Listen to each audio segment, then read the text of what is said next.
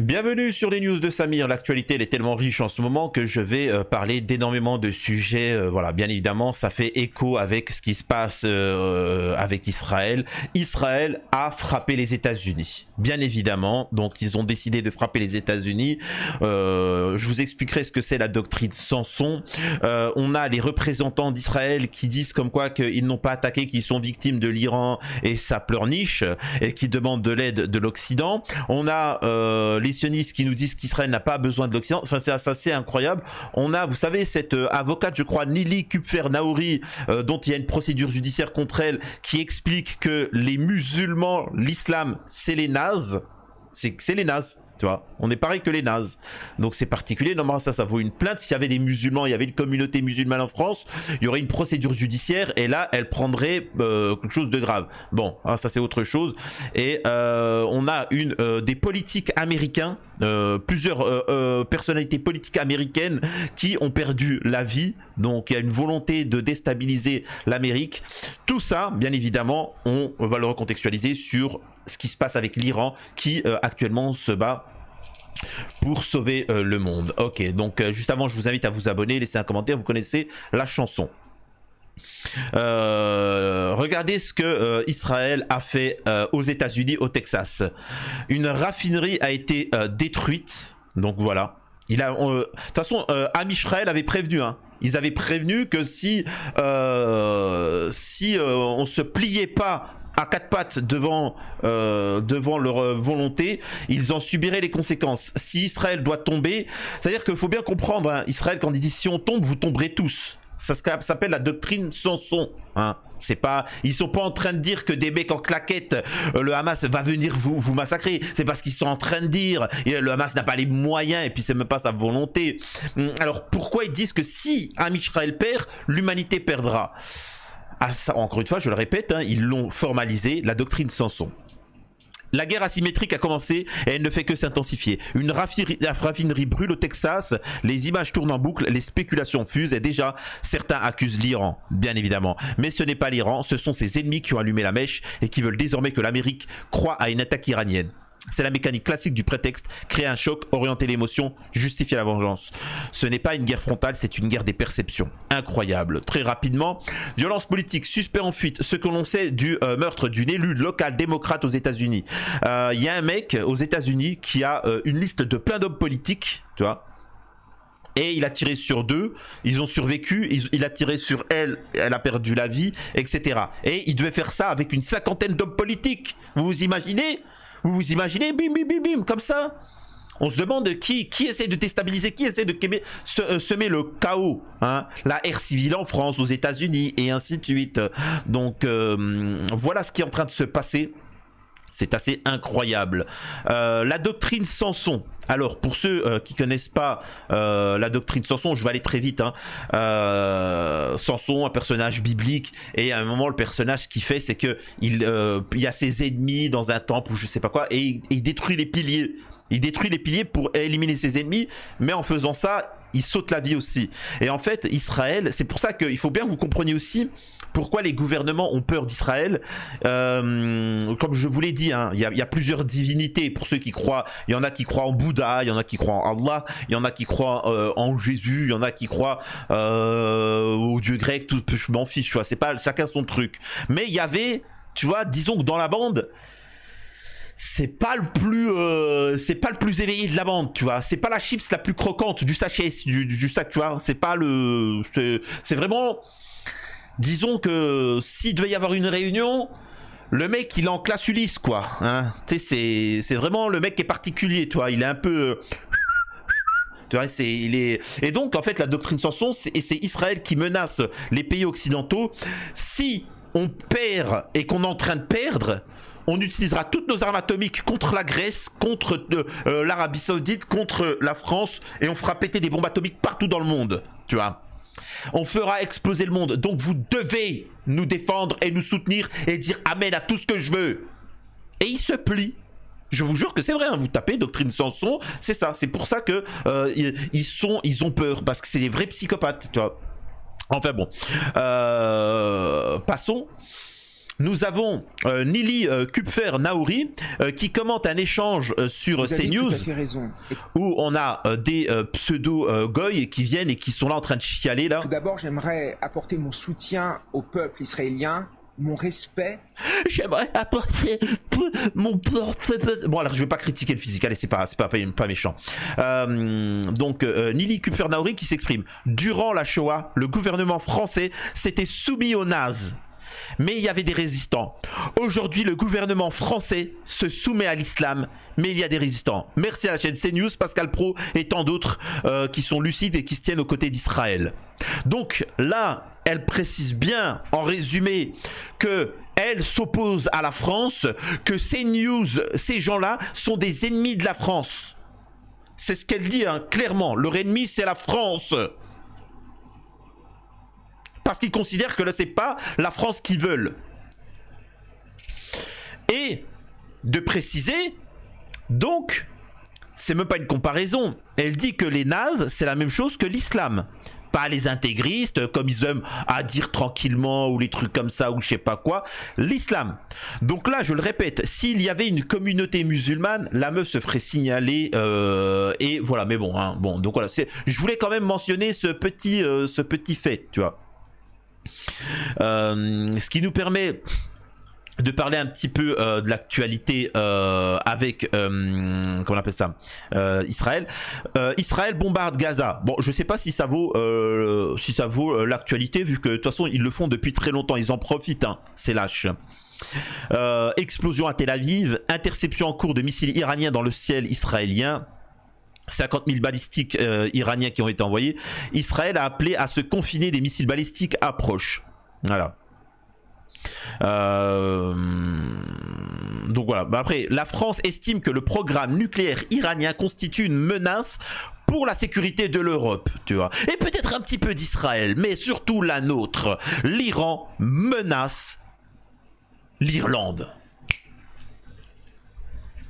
Prépare ton pactage, Billy, tu vas mourir pour Israël, que tu le veuilles ou non. C'est comme ça, hein. Donc voilà, incroyable. Et là, malgré que là, le mec là, lui là, il va nous envoyer au casse-pipe, on va se ruiner, tous nos enfants vont aller crever pour Israël. Malgré tout, faut bien que vous compreniez que malgré tout, il est anti-sébipe et que la France est anti-sébipe, hein. Faut bien comprendre. Mais Samir, on va sacrifier des dizaines de millions de Français, on va ruiner notre économie pour Israël. Mais c'est bon, non, tu t'es quand même anti-sébipe. T'es quand même anti-sébipe. Et tôt ou tard, quand des frontières d'Israël s'approcheront, eh ben il faudra intégrer le pays. C'est comme ça. C'est comme ça, je le répète, ils ont tous des dossiers aux fesses, ils ont tous touché des enfants. Les hommes politiques, vous comprenez maintenant pourquoi l'affaire Epstein? Vous comprenez tout ça? Parce qu'ils ont tous touché des enfants. Ils ont tous touché des enfants. Incroyable. La France n'a pas à ce stade mobilisé ses moyens militaires pour défendre Israël. Elle commence déjà par te défendre.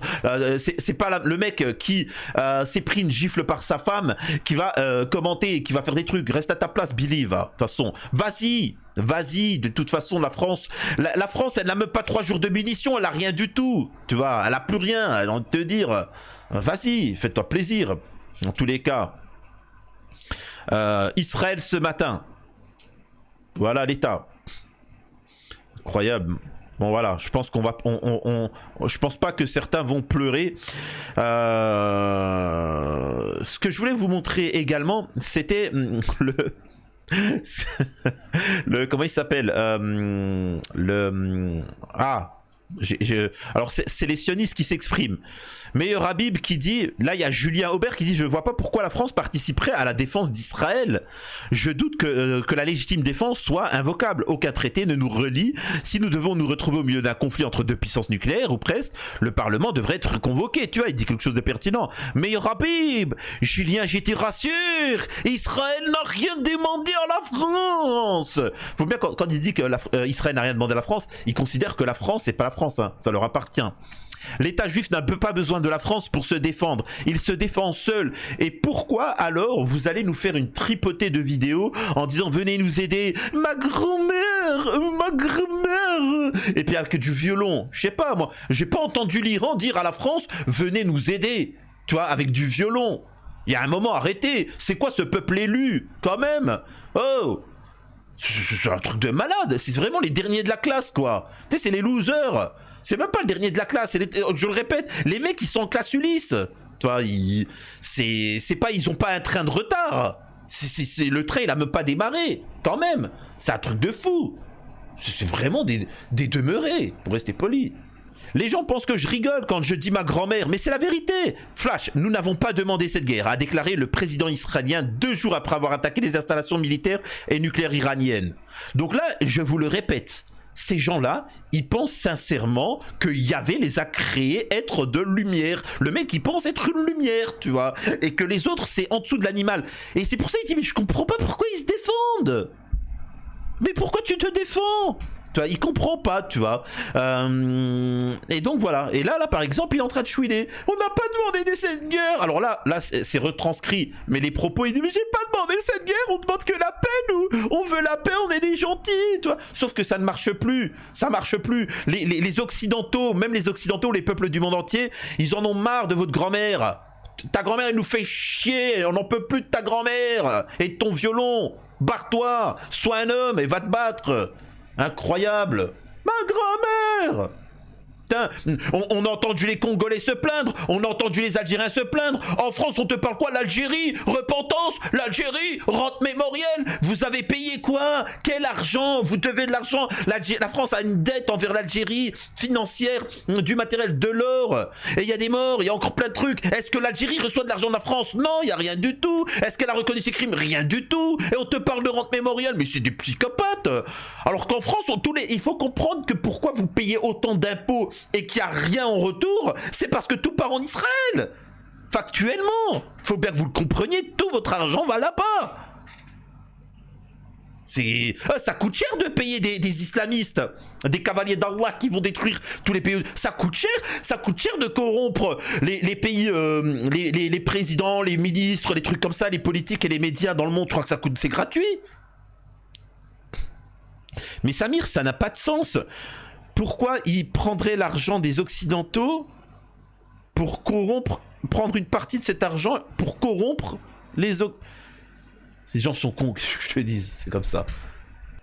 Et là, on a le Zelensky français. Écoutez ça. Il y a eu, si vous voulez, je pense que pour bien comprendre ce qui se passe, il faut revenir au 7 octobre.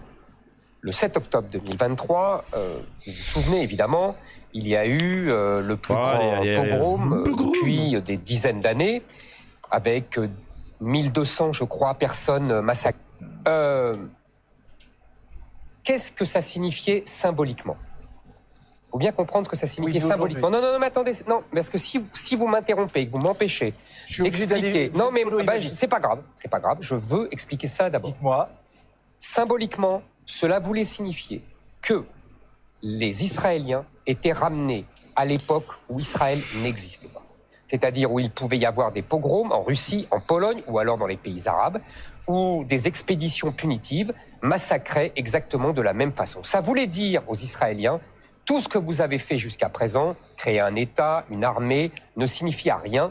Vous êtes toujours des Juifs dans des ghettos qu'on peut massacrer. Par rapport à aujourd'hui. Et justement, par rapport à aujourd'hui, c'est ce qui explique la violence de la réaction israélienne. Qui est légitime. Absolument, sont légitimes absolument. Elle est légitime parce que le Hamas et le chef Sinoir a voulu les ramener à l'âge de pierre. En résumé, vous savez, lui là comme tant d'autres, ce sont des Zelensky. Vous savez, Zelensky c'est qui? Alors il faut savoir que nous avons des Slaves, hein, des blonds aux yeux bleus, des Ukrainiens, et on a des Slaves russes. Et on a des tensions entre Slaves. Et on a Zelensky. Zelensky qui est un... Je vous laisse regarder qui est Zelensky. Et on a aussi des autres comme ça qui sont en France et qui veulent amener la France se battre contre des blancs, contre des gens comme ça, faire la guerre partout, etc. Tout ça pour l'intérêt d'Israël. Je vous laisse vous renseigner quelle origine, qu'est-ce qu'il est, qu'est-ce qui fait que Éric Zemmour.